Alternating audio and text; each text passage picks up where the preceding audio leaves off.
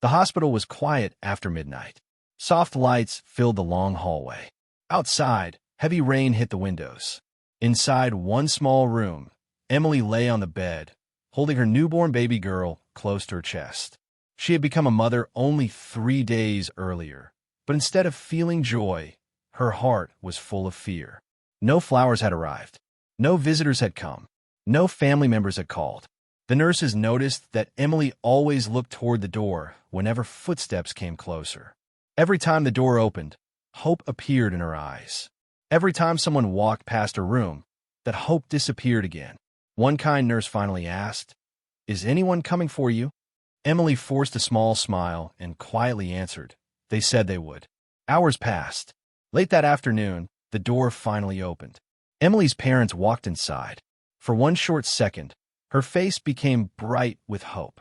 She believed they had come to take her and the baby home. But the smiles never came. Her mother looked at the baby without saying a single kind word. Her father crossed his arms and stared at Emily with cold eyes. "You made your own choices," he said. "You brought shame to this family," her mother added. Emily could not believe what she was hearing.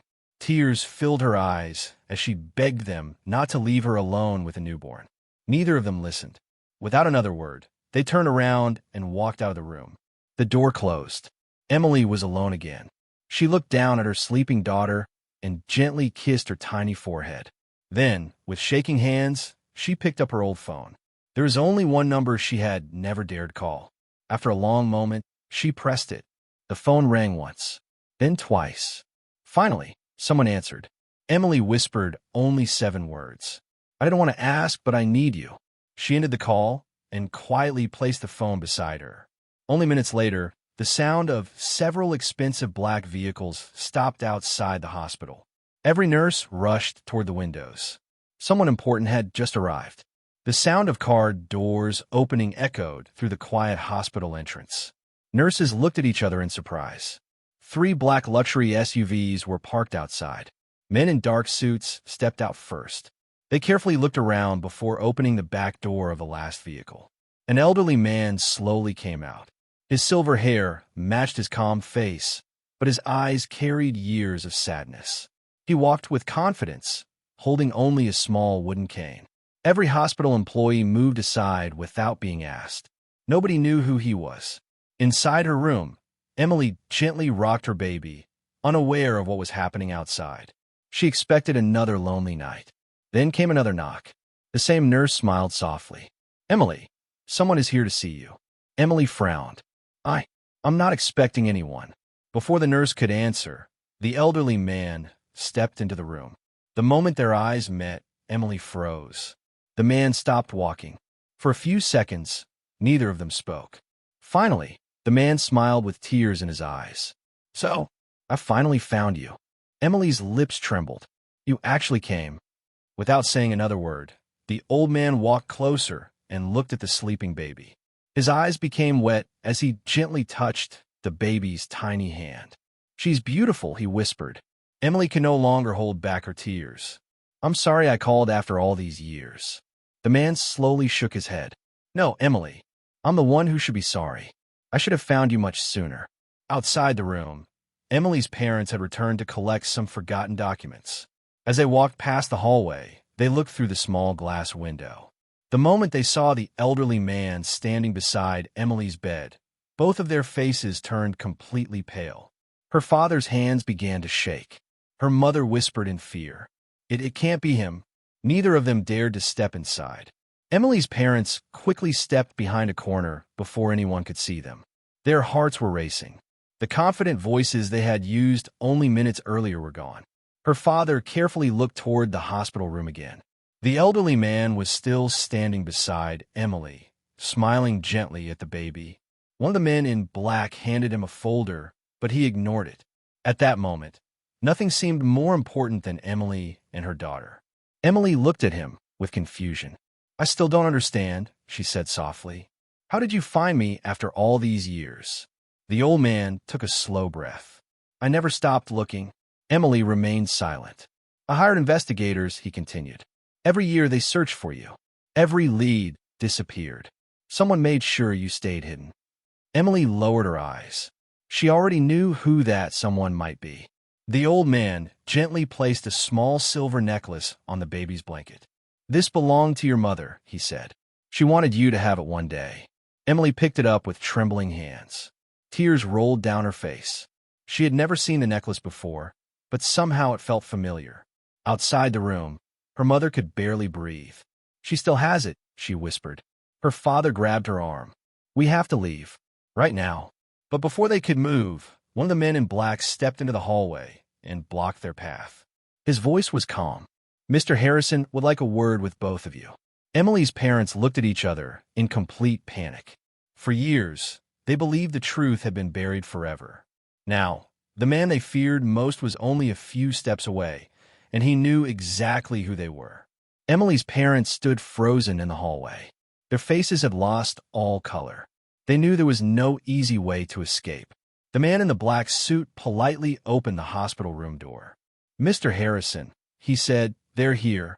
The elderly man slowly turned around. His calm eyes met theirs. The room became silent. "So," Mr. Harrison said quietly, "after all these years, we meet again." Emily looked from her parents to Mr. Harrison. She could feel that they shared a painful history, but she still did not understand it. Her father forced a weak smile. "I think you've made a mistake." Mr. Harrison calmly shook his head. "No. The mistake was trusting you 25 years ago." Emily's mother lowered her head, unable to speak. Mr. Harrison reached into the folder and carefully placed several old papers on the hospital table. "I kept every document," he said. "Every letter, every report, every signature." Emily stared at the papers. "What are these?" Mr. Harrison looked at her with gentle eyes.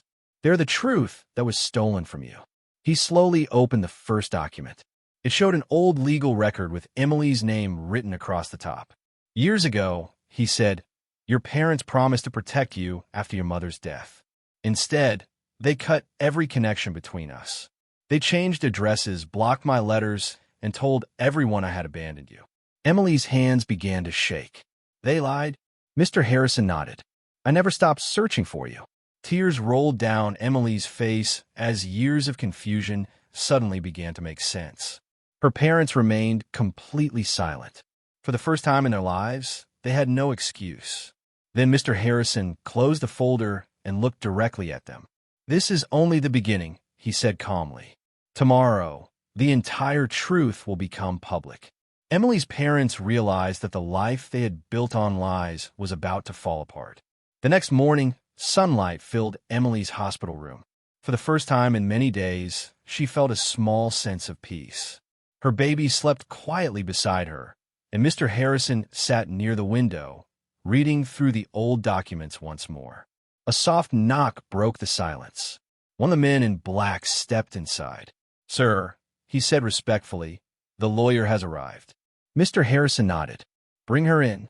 A woman carrying a briefcase entered the room. She smiled warmly at Emily before placing several papers on the table. "Everything has been verified," she said. "Every record, every letter, and every bank document." Emily looked confused. "What does that mean?" The lawyer answered gently. "It means the truth can no longer be hidden." She opened the first file.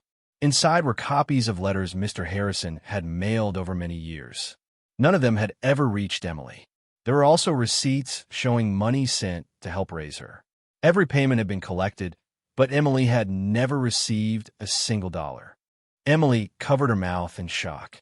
"They kept everything from me." Mr. Harrison gave a slow nod. "I wanted you to have a better life. Instead, they stole every chance I tried to give you." At that very moment, Emily's parents were sitting in their living room, waiting nervously. Her father's phone suddenly rang. It was his business partner. "We're ending our partnership," the man said firmly. "I know what you did. I don't work with dishonest people." Before her father could reply, the call ended. A second phone rang, then a third. One by one, friends, clients, and relatives began turning away. For years, they had protected their reputation with lies. Now, the truth was spreading faster than they could stop it. And Emily still had no idea that the biggest surprise Mr. Harrison had prepared for her was yet to come. Emily sat quietly in the hospital room, still trying to process everything she had just learned. The papers on the table felt heavy, like they carried years of pain inside them. Her baby moved slightly in her arms, reminding her that she was now a mother first. Mr. Harrison stood up slowly. "There is something else you need to see," he said. Emily looked up with tired eyes. What else could there be? The lawyer exchanged a quick look with Mr. Harrison and then opened another file. This one was different. It had sealed records, old photos, and a hidden agreement signed years ago. Emily leaned forward. The first photo showed her as a child, standing beside Mr. Harrison, smiling. She had no memory of it. "I don't remember this," she whispered. Mr. Harrison's voice became softer. "Because they made sure you forgot." Emily's hands tightened around the blanket. The lawyer continued. "Emily, your parents did not just abandon you after childbirth. They controlled your entire life. They blocked access to your real guardian, Mr. Harrison. He was legally responsible for you after your mother passed away." Emily's breath stopped. "So, he was supposed to take care of me?" Mr. Harrison nodded slowly. "But they took you away before I could." Silence filled the room. Emily's mind felt like it was breaking apart. Everything she believed about her childhood, her family, her past, it all felt like a lie. Just then, another knock came. A security officer stepped in. "Sir, your presence is required outside." "They are here." Mr. Harrison's expression changed slightly. Emily stood up, confused. "Who is here?" The officer paused before answering. "Your parents, and they're not alone this time." Mr. Harrison adjusted his coat and looked at Emily.